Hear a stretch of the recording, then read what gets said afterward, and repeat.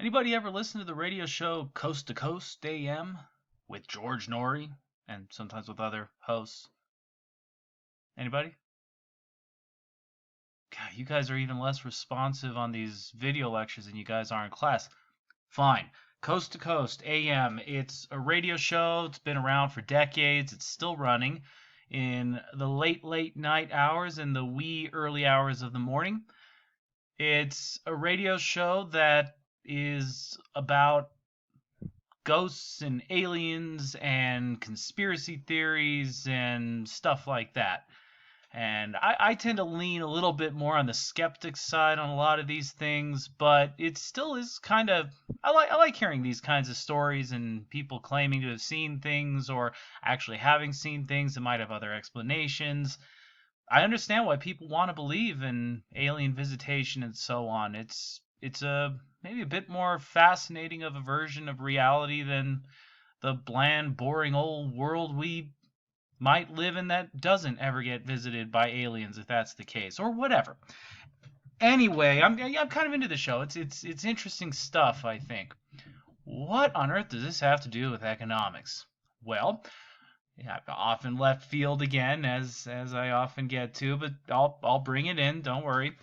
Um, there was one episode I was listening to one night, and it was this sort of New World Order conspiracy theory thing. The banks secretly run the world and so on, and their expert, who sounded perfectly expert, but then exposed herself as not being that she couldn't be that expert when she said, and this was the bombshell, in a recent report, I forget what the citation was, but this major bank just admitted for the first time ever that banks create money. And I just couldn't believe, okay, you're brought on as this expert who's going to tell us how the big banks are secretly running the world as the head of the New World Order, and they're all these evil bankers pulling all the switches and creating major depressions on purpose and stopping them and they just have all this amazing control over everything.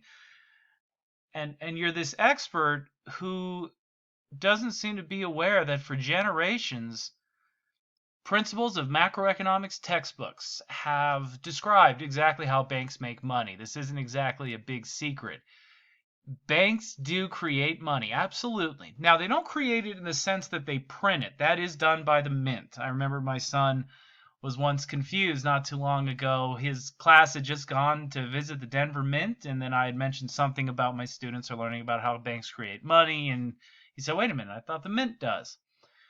Yes, when it comes to printing brand new money, when monetary authorities constantly looking at the economy and trying to figure out how much money is needed in the economy to transact everything they need. Generally, when the banks say, I need this much cash, that's when they'll often go to the Treasury and have more cash printed up.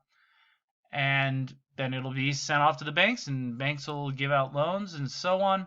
That kind of money creation is run through the Treasury Department and is done at the Denver and Philadelphia mints. True. But what we're talking about when we get into how this balance sheet here and the dynamics of the balance sheet, we already saw it a little bit, we'll get into it a little bit again, how it is that this leads to how banks create money through what's called the money multiplier, which is the subject of at least this video. What we're talking about is how bank activity, independent of what else is going on in the economy, how much people are spending, what businesses are doing, bank activity in terms of how much money they're lending out, in terms of how much they have deposited and how much they have in securities, that actually determines the money supply. And the reason it's called the money creation process, or the way banks create money, is because when a bank gives a loan, it's not just that extra amount of money that is created. It kicks off a chain reaction that will cause more money to be created. And if this sounds a little bit familiar to, well, we have a money multiplier here, but we also had, remember, a spending multiplier and also a tax and transfer multiplier, which talked about how if you cut taxes or you increase spending, and you make certain assumptions, of course, the amount by which you increase spending, the economy is going to grow by more than that. Or if you cut spending, the economy is going to contract by more than that. Ceteris paribus anyway, that's what we would expect because of a multiplier. The multiplier is there because of that old saying, my spending is your income and your income is my spending. When you buy something, whoever you bought it from, that money is now their new income that if they're a rational actor, which remember, everybody is, they're going to go and spend that too eventually. And that's spent money, or even if they save it, if it goes into a bank, the bank's going to lend it out, which we're going to talk about, and somebody else is going to spend it. That spending will become somebody else's income, which will become somebody else's spending. So you got to take the initial increase in spending or income or whatever, and you have to treat it with a multiplier that we construct by looking at how much extra money people on average are going to spend and how much is going to be saved. So a little review on that, which is an important thing to do to understand the money multiplier, because the money multiplier works in a very similar manner.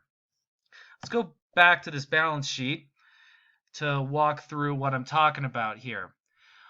So let's say this bank, it's where it is. It has a certain number of deposits, and it's made some loans, and it's bought some bonds, and it has its, let's say for simplicity, that the reserve requirement has been met, and then that's it. The bank didn't want to sit on any extra cash. They were legally compliant as to the minimal extent that they could be, because they had a lot of good loan opportunities come out there, or were at least able to get good deals on bonds. So they are, remember the expression, not very fancy, but loaned up. They are loaned up. They've made every loan that they can, and there is not one extra penny that they can loan out legally from the deposits that have been put in there. They have to have a certain amount to cover the deposits. So where money gets created is when somebody comes along and deposits new money right back into here. Bank has the loans that it has the bonds that it's bought, it has the reserves that they have, but then somebody else makes a new deposit. For whatever reason, the money was not in the banking system, and then somebody got paid, somebody came into some extra money. For whatever reason, money that was not in the banking system was put into the banking system. What this means, the minute money is deposited here, this amount has to go up. Before the bank does anything else, the cash it has on hand, which was deposited here, is now a large number. And we're assuming right now, it's not the way it works in reality necessarily, but it is where banks would go if they could, if enough good lending opportunities came around. We're assuming this bank does not want to hang on to any of its excess reserves. It'll hang on to the reserves it has to, but the excess reserves aren't going to stay there long. And they could buy bonds with it, but bonds are generally not going to give as good of a rate of return on their loans. That's why banks aren't in the business of buying bonds so much as they're in the business of giving loans. They just buy bonds with extra money as needed to have their money earning some sort of interest until a good lending opportunity comes by, is a simplistic way of putting it. So this bank, let's say it was all loaned up, but there were loan applications that are pending that they want to finance.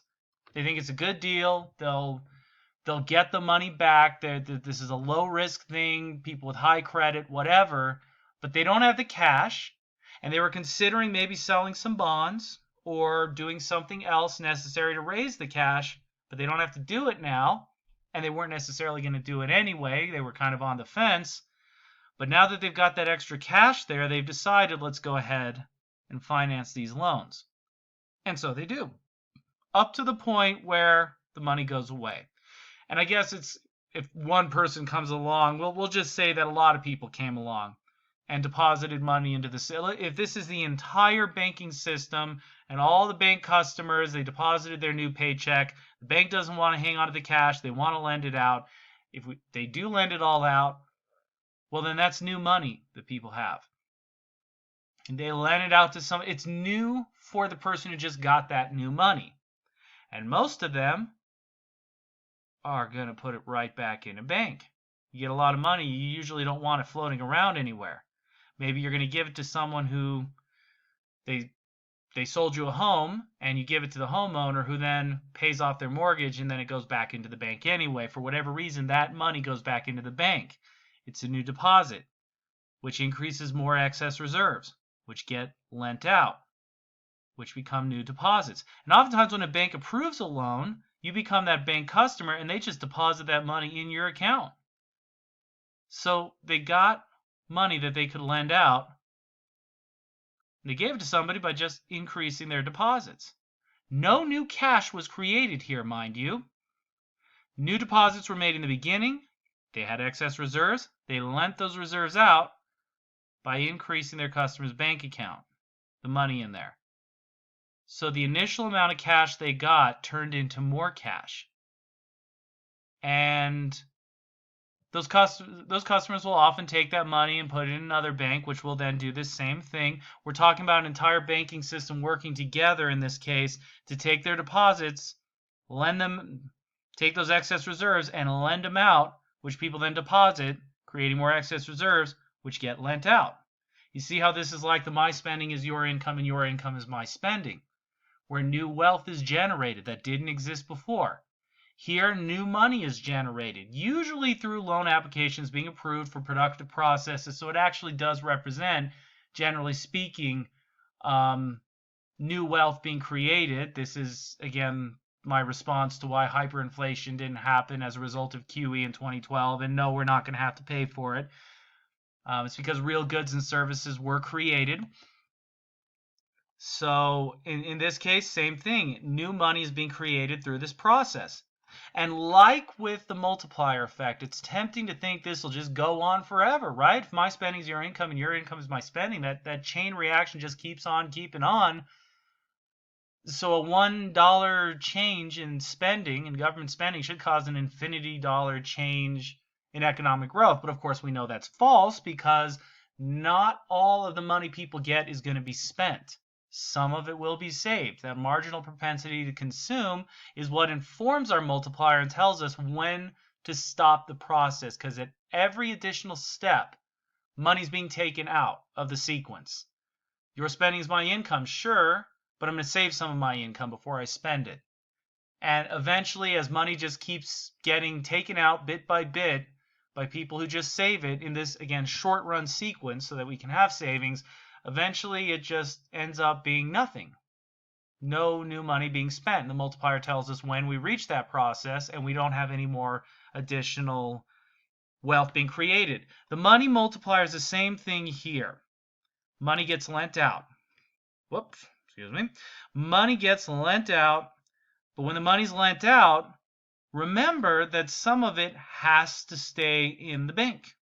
It's deposited, sure, and you get excess reserves, but the excess reserves part is not the same as the deposit. That's the key as to why this process doesn't lead to an infinite increase in the money supply.